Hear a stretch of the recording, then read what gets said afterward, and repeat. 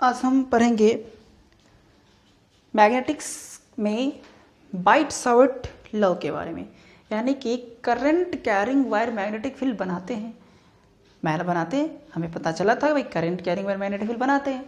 तो current carrying wire magnetic field कैसे बनाते हैं, कितना बनाते हैं, किस डायरेक्शन में बनाते हैं, ये सब चीज़ें बाइट-सावर्त लॉ से हमें पता चल जाते हैं। इसमें दो साइंटिस्ट थे, एक बाइट थे एक सावर्त थे। तो बाइट में उनका नाम था जीन बैप्टाइज बायट एंड दूसरा सावर्ट वाले साइंटिस्ट का नाम था फेलिक्स सावर्ट। ये दो साइंटिस्ट थे, Jean Baptiste Biot and Felix Savart. ये दोनों साइंटिस्ट मिलकर एक्सपेरिमेंट कर रहे थे कि देखते हैं भाई करंट की मैग्नेटिक फील्ड कैसे बनती है, क्योंकि हमें ये भी पता है moving charge produces magnetic field. तो बाइट-सावर्त लॉ पहले लिख लें।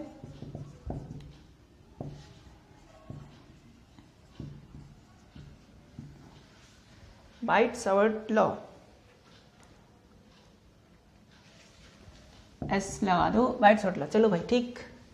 तो हमें पता है moving charge produces magnetic field, moving charge produces magnetic field, ये हमने समझा था कि मूविंग चार्ज मैग्नेटिक फील्ड बनाती है। ठीक है भाई, मूविंग चार्ज मैग्नेटिक फील्ड बनाती है, ये भी समझा था कि मैग्नेटिक फील्ड में अगर कोई चार्ज आए तो उस पर फोर्स भी लगता है, हाँ ये भी समझा था। तो वो सब तो समझ लिए थे। आज समझना कि मूविंग चार्ज मैग्नेटिक फील्ड बनाती है। तो ठीक है भाई, कोई करंट एलिमेंट है, यहाँ पे कोई करंट है, करंट आई, तो इसमें तो बहुत सारे चार्ज फ्लो हो रहा होगा, ना। करंट है तो चार्ज की तो फ्लो होगी। तो किसी पॉइंट पे अगर मुझे मैग्नेटिक फील्ड निकालना है, किसी पॉइंट में मैग्नेटिक फील्ड की डायरेक्शन से वेक्टर है ना, तो वी लगा देता हूँ। तो मैग्नेटिक फील्ड अगर निकालना है एट पॉइंट पी पे, तो भाई मैग्नेटिक फील्ड सब चार्ज की अलग अलग होगी?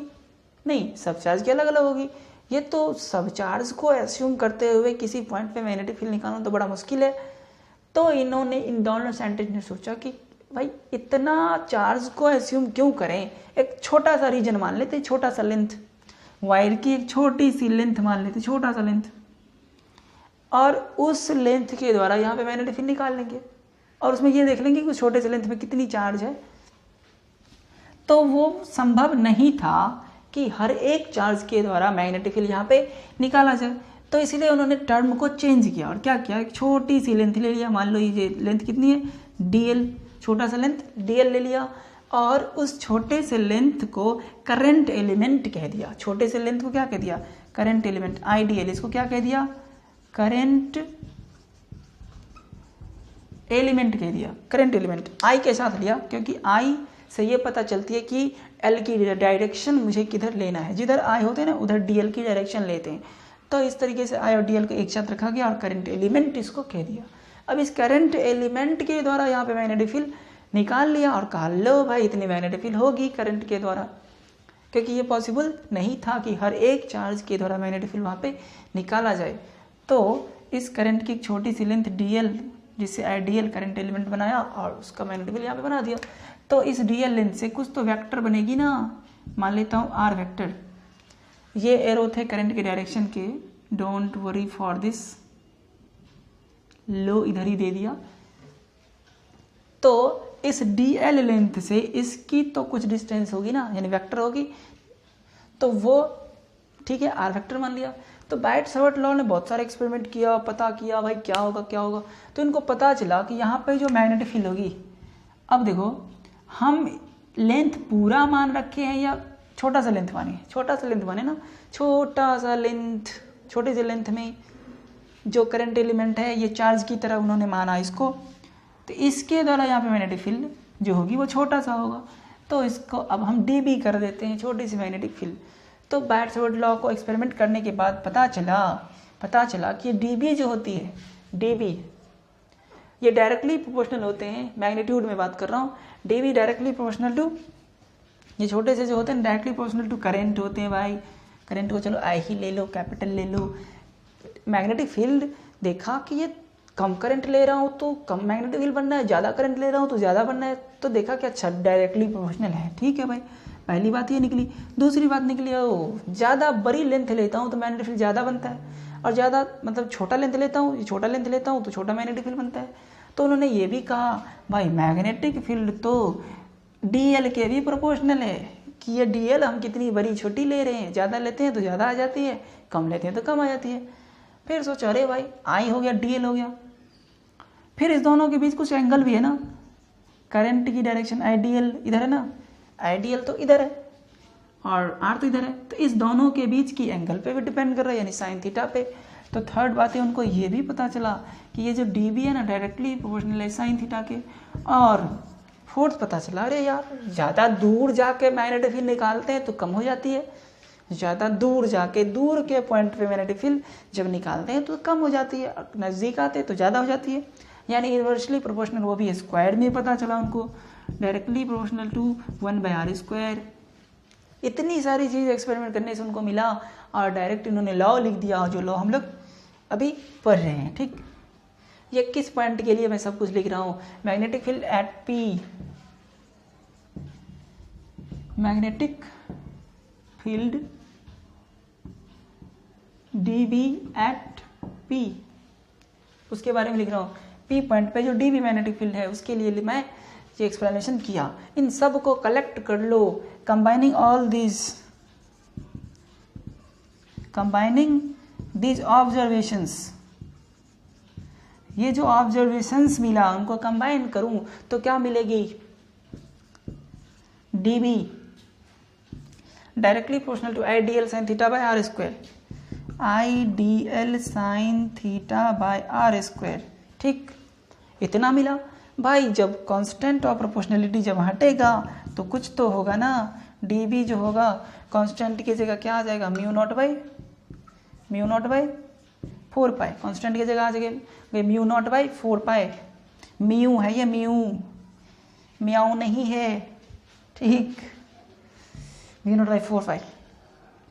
Ideal sine theta by R square, वो भी तो देना है ना। आई को मैं क्या लिख रहा हूँ, छोटा या बड़ा, बड़ा लिखा था ना, हाँ तो बड़ा लिखो ना भाई, छोटा क्यों लिखोगे। Ideal sine theta by R square, ये तो नॉर्मल फॉर्म में हो गया ना।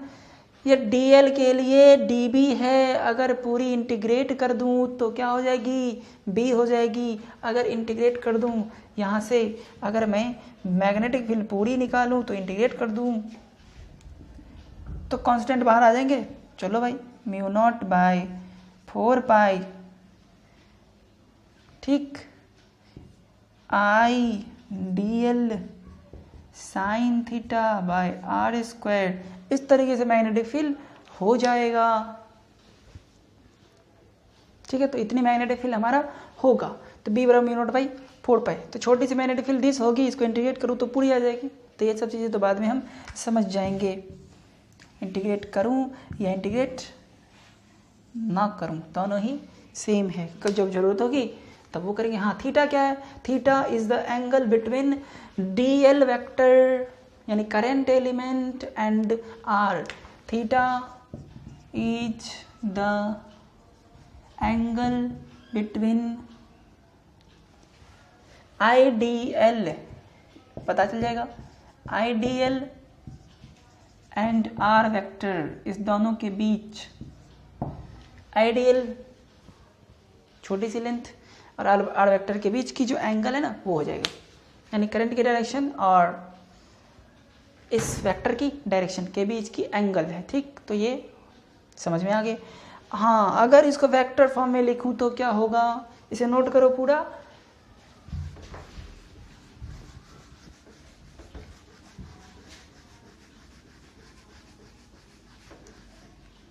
अगर मैं इसको वेक्टर फॉर्म में रखूं, ये तो स्केलर है, कहीं न कुछ देख रहे हैं, तो वेक्टर फॉर्म में, इन वेक्टर फॉर्म, ठीक है भाई, D B vector mu not by 4 pi I D L ideal cross R. नहीं, ऐसा नहीं करो, करना ऐसा है, आइडियल क्रॉस ऐसे कर लो बाई आर स्क्वायर। अब ध्यान से देखो, ये वेक्टर है, ये भी यूनिट वेक्टर है ना, क्या आप लगा यूनिट वेक्टर, ये आर यूनिट वेक्टर है। It means what, it means what, अगर मैं इस दोनों का वेक्टर प्रोडक्ट निकाल लूँ, देख लो समझ लो, D L cross R, it means D L into R into sine theta, ये यूनिट वेक्टर है ना, ये यूनिट वेक्टर है, तो क्या हो जाएगा डी एल आर, आर की मैग्नीट्यूड कितने होते हैं 1, यूनिट वेक्टर की मैग्नीट्यूड तो 1 होते हैं ना, तो ए क्रॉस बी, तो A B sine theta, A B sine theta, तो इसकी मैग्नीट्यूड 1 है इंटू साइन थीटा, यानी डी एल साइन थीटा, इसका मतलब है कि I D L sine theta ही है ये बाई आर स्क्वायर, यही चीज़ें हैं वो। I D L cross R कितने हो गए, डी एल क्रॉस आर हो गए D L sine theta, D L sine theta, side में लिख भी सकते हैं इसको। तो हमने कोई चेंजिंग नहीं किया, इसका मतलब वहाँ पे इट मीन्स हमने कोई चेंजिंग किया नहीं किया, डी एल साइन थीटा को हमने D L cross R unit vector रख दिया, हाँ ये लिख दिया तो सही किया, लेकिन समझा क्या, समझा ये कि डीबी की direction D L cross R unit vector के डायरेक्शन में होगी, क्रॉस प्रोडक्ट है तो राइट हैंड तो यूज होता ही है ना, इससे कंफ्यूज मत होना कि ये वेक्टर के ऊपर एरो होनी चाहिए तो वो नहीं है भाई, है वेक्टर है वो, यूनिट वेक्टर है, यूनिट वेक्टर है वो, क्या रह सकता है, तो उसकी डायरेक्शन किधर होगी, आर की डायरेक्शन, पहले समझो आर यूनिट वेक्टर की डायरेक्शन होते हैं, वेक्टर आर के ही डायरेक्शन में, किसी भी वेक्टर की जो डायरेक्शन होती है वो उस वेक्टर के अलॉन्ग होगी, यानी कि यूनिट वेक्टर अगर आर की निकालूं, वो आर यूनिट वेक्टर है ना, तो यानी आर वेक्टर की ही यूनिट वेक्टर है, तो उसकी डायरेक्शन आर की तरफ ही होगी, यानी आर इस डायरेक्शन में, तो वही तो आर वेक्टर भी है। तो दूसरा सेंस सिर्फ वो नहीं, हम और भी टर्म उसको लिख सकते हैं, तो मैं सब लिख देता हूँ जिससे कि कन्फ्यूजन ना रहे। एक टर्म तो वो हो गया कि हम ये भी लिख सकते हैं, दूसरा डी भी हो जाएगा mu naught by 4 pi I D L cross R vector by R vector की मैग्नीट्यूड का क्यूब, या तो सीधा आर क्यूब लिख लो या तो मैग्नीट्यूड का क्यूब लिखो, कोई फर्क नहीं पड़ता है, यहाँ पे भी लिख सकते थे आर वेक्टर उसकी मॉडुलस का क्यूब, ऐसे स्क्वायर करके। अब यहाँ से देखो इसको एक्सप्लेन करो, तो I D L R sine theta, I D L R sine theta by R cube, R square हो गए, एक कट गया ना, तो I D L sine theta by R square, ये भी यही है, यानी यही है और ये भी यही है, दोनों तो बराबर है, दोनों तो बराबर है। तो या तो हम ये समझें और या तो वो समझें, बात बराबर है, जो समझना है, जो आपको आसान लगे उसमें सीधा सीधा हमने आर वेक्टर से मल्टीप्लाई किया, नीचे क्यूब हुआ ही नहीं, इसमें हुआ है, लेकिन जो कुछ भी हो डायरेक्शन जो होगी ना डी एल क्रॉस आर की तरफ ही होगी, डी एल क्रॉस आर, कोई भी क्रॉस प्रोडक्ट की डायरेक्शन हमें तो राइट हैंड से निकालना आता है। चलो भाई अब क्रॉस प्रोडक्ट पे डायरेक्शन के लिए सोचते हैं, ये चीज़ें करना है डायरेक्शन के लिए, आप इसे नोट कर लो, ये फॉर्म भी हो सकता है, ये फॉर्म भी हो सकता है, ये फॉर्म भी हो सकता है, ये दोनों वेक्टर फॉर्म में क्योंकि वेक्टर दिख रहे हैं, और ये स्केलर फॉर्म में है, इसमें डायरेक्शन का पता नहीं चल रहा है, लेकिन इसमें डायरेक्शन का पता चल रहा है। ठीक, यहाँ पे वेक्टर का रूल था थोड़ा। चलो भाई डी एल क्रॉस आर करते हैं, डी एल क्रॉस आर करें तो हमें आ जाएगी D L cross R, D L किधर होती है करंट के डायरेक्शन में, तो ठीक है पहले जो वेक्टर होते हैं फर्स्ट वेक्टर की तरफ हैंड को रखना है, चाहे ऐसे रखें चाहे ऐसे रखें, राइट हैंड का यूज करना है ना, जो हम क्रॉस प्रोडक्ट में बहुत सारे निकाल चुके हैं, फोर्स भी निकालने टाइम में, तो आई डी एल, आई तो इधर है ना, तो डी एल भी इधर ही होगी, तो I D L cross R, R किधर इधर, स्मॉलर एंगल से इसको घुमाना है, I D L smaller angle से इसको घुमाओ, स्मॉलर एंगल से इसको घुमाओ, तो थंब किधर गए अंदर, थंब किधर गए, तो इनवर्ड यानी इनटू दिस बोर्ड या इनटू दिस पेज कहते हैं या इनवर्ड कहते हैं। तो मैग्नेटिक फील्ड यहाँ पे अगर मैं देखा तो थंब किधर जा रहे हैं नीचे अंदर, तो यहाँ पे भी क्या होगी अंदर की तरफ, magnetic field at P will be inward. तो here direction of magnetic field is obtained by right hand rule या vector product rule. Vector product की जो रूल होते हैं वो राइट हैंड ही होते हैं, तो उस रूल से हम निकाल लेते हैं। बार बार यही चीज़ें आती है, बार बार समझाना पड़ता है, ये चीज़ें नहीं होनी चाहिए। तो the direction of DB is found out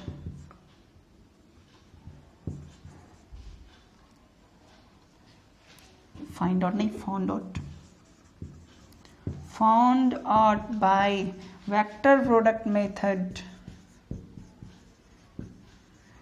vector product method, that is right hand method, right hand rule करना है। तो इसमें क्या करते हैं हम, फर्स्ट वेक्टर की तरफ या तो ऐसे रखते हैं। अब हैंड को कैसे रखना है ये डिपेंड करता है कि हमारा ये स्मॉलर एंगल से दूसरे वेक्टर की तरफ टर्न करना चाहिए। अगर ऐसे रखूँगा तो लार्जर एंगल से इसकी तरफ टर्न करेगी तो गलत हो जाएगी, इसीलिए हम ऐसे रखेंगे तो स्मॉलर एंगल से दूसरे वेक्टर आर की तरफ टर्न करेगी तो अंदर जाएगी थंब। तो इस तरीके से हमारा डायरेक्शन आ जाएगा, तो इसे नोट कर लो, ठीक है। हाँ, मैग्नेटिक फील्ड की ऐसा यूनिट टेस्ला होते हैं, अगर नहीं लिखे हैं तो लिख लें। मैग्नेटिक फील्ड की ऐसा unit Tesla, TESLA, Tesla is ऐसा यूनिट ऑफ मैग्नेटिक फील्ड जिसको कैपिटल T से लिखते हैं, कैपिटल T लिखे होंगे पहले भी।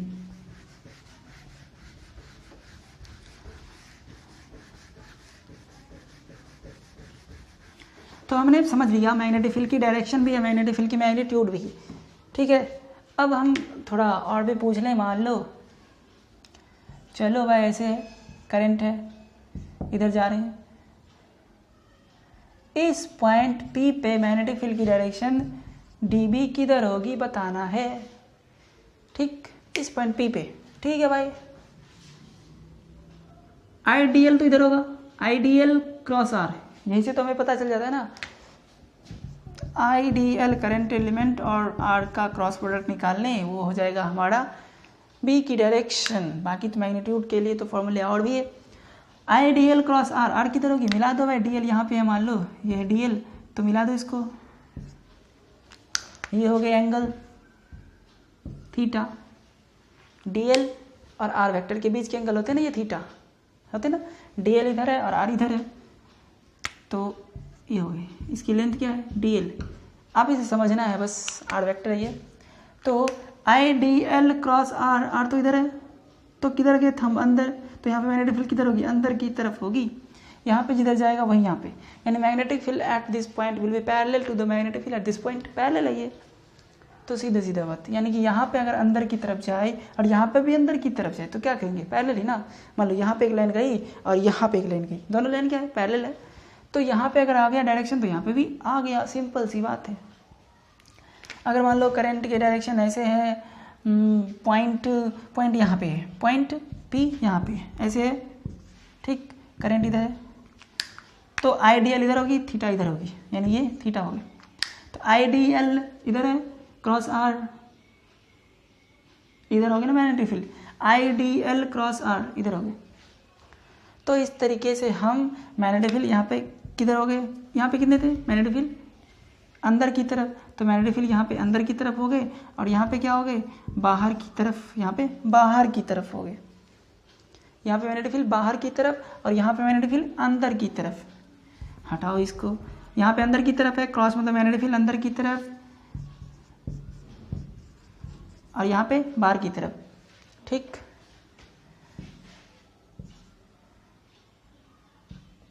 पॉइंट दिस है, R वेक्टर दिस है, करंट इधर है, R वेक्टर दिस है, तो डायरेक्शन निकालना है। तो गौर से देखो, आइडियल क्रॉस R वेक्टर किधर गए, आइडियल R वेक्टर तो इधर है ना, ऐसे है ना, आइडियल R वेक्टर R की तरफ स्मॉलर एंगल से। अब ऐसे घुमाएंगे तो घूमेगी नहीं, उल्टा थोड़ी ना घूमेगी, तो किधर गए अंदर, तो यहाँ पे मैग्नेटिक फील्ड क्या होगी, अंदर की तरफ, B की डायरेक्शन अंदर। इस तरीके से हम मैग्नेटिक फील्ड की डायरेक्शन निकालना सीखे और मैग्नीट्यूड भी सीखे। तो ये सबसे बेसिक लॉ था जो एक्सपेरिमेंट से पता चला कि करंट एलिमेंट की यानी करंट कैरिंग वायर की मैग्नेटिक फील्ड किस किस बात पे डिपेंड करती है। फिर हमने देखा वेक्टर से डायरेक्शन भी किधर होगी ये भी पता चल गया। तो ठीक है, हमारे पास एक एग्जांपल है इसी से related. A wire is placed along north south direction. North south direction पहले समझ लें, नॉर्थ साउथ किधर होते हैं, ये होते हैं एक्स एक्सिस होते हैं ईस्ट वेस्ट, वाई एक्सिस होते हैं नॉर्थ साउथ, ठीक है। तो इस डायरेक्शन में रखे हुए करंट जा रहे हैं, ठीक है। Wire is placed north south, carries a current of 10 ampere. I क्या है, 10 एम्पियर है from south to north, south से नॉर्थ की तरफ। Find magnetic field due to one piece of wire. DL कितने है, जो डीएल है ना छोटा सा पीस, वो 1 सेंटीमीटर है, यानी कि 0.01 मीटर है। सही नेट में रखना पड़ेगा ना, डीएल का वैल्यू दे दिया है, छोटा सा पीस है ना टुकड़ा, तो वही डीएल होते हैं। 1 centimetre piece of wire point at a point 200 centimetre. कोई पॉइंट है कहाँ से, इस पॉइंट से वायर या किसी भी कहीं से, ऑरिजिन से ही मान लेता हूँ। तो नॉर्थ ईस्ट मतलब ईस्ट से नॉर्थ की तरफ, नॉर्थ ईस्ट मतलब बीच में, ईस्ट और नॉर्थ दोनों के बीच में, यानी कि इस केस में ये कहाँ पे कोई पॉइंट P है जो कितने डिस्टेंस पे है, R है, तो वो R कितने दिए हुए, 200 सेंटीमीटर, यानी कि 2 मीटर दिए हुए हैं, ठीक है। और वो कितनी डिग्री बनेगी, 45 ईस्ट, नॉर्थ ईस्ट यानी बीच में, नॉर्थ ईस्ट मतलब बीच में 45 डिग्री से फ्रॉम द पीस। कहीं से भी हो सकते थे, यहाँ से भी हो सकते थे, यहाँ से भी, ये तो डायरेक्शन की बात है ना, मैंने ये ले लिया इसीलिए ना, तो कहीं से भी हो सकते थे। चलो भाई ठीक, तो मैग्नेटिक फील्ड B होते हैं। डायरेक्शन तो मैं वैसे निकाल ही लूँगा, यहाँ पे सब कुछ तो स्केलर फॉर्म में दिए, कोई वेक्टर फॉर्म में तो दिख नहीं रही। आई जे के ये सब दिखे तो कहेंगे भाई वेक्टर फॉर्म में है, यहाँ पे तो कुछ नहीं दिख रहा, सीधा सीधा है। तो डायरेक्शन तो हम राइट हैंड से निकाल लेंगे। तो देखो भाई आई डी एल इधर है और आर वेक्टर उधर है, इधर है ना, तो I D L cross R इस अंदर की तरफ यहाँ पे मैग्नेटिक फील्ड होगी, अंदर की तरफ होगी। इनवर्ड कह लो या इनटू द पेज कह लो या डाउनवर्ड कह लो, तीनों बात बराबर। Inward downward into the page. तो बी का वैल्यू क्या होता है, mu not by 4 pi I D L sine theta by R square. Vector वाला नहीं यूज़ कर रहा हूँ, वो भी करोगे तो यहीं पहुँचोगे, वो भी करोगे तो यही पहुँचोगे, क्योंकि वेक्टर फॉर्म में तो दिया ही नहीं है। तो बी हो गया mu naught by 4 pi, mu naught by 4 पाई का वैल्यू 10⁻⁷। याद रख लो, म्यू नॉट बाई 4 पाई होते हैं 10⁻⁷ टेस्ला मीटर पर एम्पियर, टेस्ला मीटर पर एम्पियर। म्यू नॉट बाई 4 पाई का वैल्यू होता है 10⁻⁷ टेस्ला मीटर पर एम्पियर। तो म्यू नॉट की वैल्यू कितने हो जाएंगे, म्यू नॉट हो जाएगा 4 पाई इंटू 10⁻⁷, कितने, तो वो भी टेस्ला मीटर पर एम्पियर ही होगी। देखो ना, टेस्ला, ये मीटर मीटर कट जाएंगे तो मीटर पर एम्पियर, टेस्ला मीटर पर एम्पियर, सीधी सी बात है। इसकी 4 पाई की तो कोई होते नहीं, तो म्यू नॉट की भी वही। तो देखो भाई mu not by 4 pi 10⁻⁷, I का वैल्यू कितने 10, आई 10 है ना, 10, D L is 0.01 I D L sine theta, sine कितने, sine 45 degree by R square, तो 2 का स्क्वायर, साइन 45 होते 1/√2, √2 का वैल्यू हो जाएगा 1.414। ये वैल्यूज रखोगे तो 1.8 10⁻⁹ टेस्ला। टी मतलब मैग्नेटिक फील्ड यूनिट देना नहीं छोड़ना, ये कैलकुलेशन करोगे वो तो आपको खुद करना है ना। 1.8 10⁻⁹ जो कुछ भी हो ये हमारे मैग्नेटिक फील्ड होगा। तो इस तरीके से हम इसका यूज़ करते, बिल्कुल सिंपल थे, जो सिर्फ जस्ट फार्मूला पे सूट कर गए थे। तो आगे के दिन हम इसको पढ़ेंगे ना, इसका यूज़ कैसे करेंगे, इसको एप्लीकेशन, यानी कि सिर्फ अभी लॉ समझा है कि भाई ये चीज़ों पर डिपेंड करते हैं। तो डिफरेंट शेप में जब वायर होगी, स्ट्रेट होगी तो किस पॉइंट पे कितनी होगी, सर्कुलर होगी तो किस पॉइंट पे कितनी होगी, ये सब चीज़ें हमें अब समझना है। तो नेक्स्ट लेक्चर में हम इसको समझेंगे, तब तक इसको आपको अच्छे से समझ के रख लेना है।